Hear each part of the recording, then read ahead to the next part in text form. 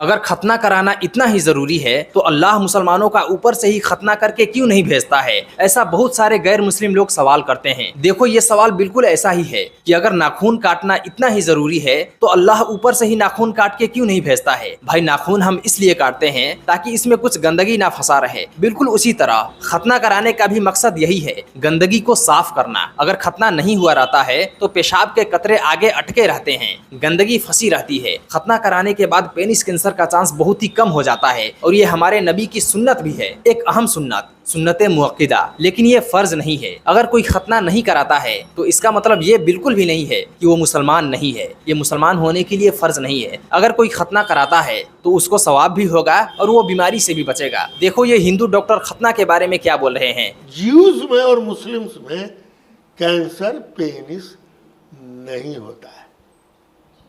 सिर्फ हिंदू जिनके यहाँ राइचुअल के तहत खतना नहीं होता है बचपन में, उनमें ही ये कैंसर होता है पेनिस का। मतलब आपके हिसाब से सभी धर्म के लोगों को, मतलब कि सभी पुरुषों को खतना करवाना ही चाहिए?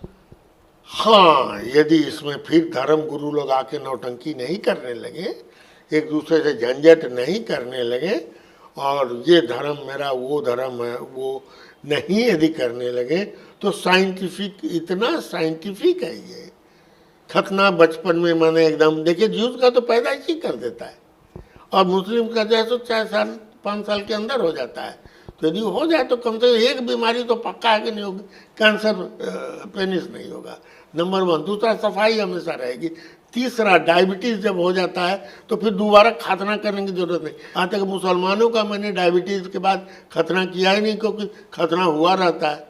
जूस तो मेरे यहाँ नहीं आते, लेकिन ये मुसलमान को कोई प्रॉब्लम नहीं होता है, इसीलिए इसके बहुत फ़ायदे हैं। तो खतना कराने का फायदा ही फायदा है, नुकसान बिल्कुल भी नहीं है। लेकिन ये लोग फिर भी नहीं समझेंगे।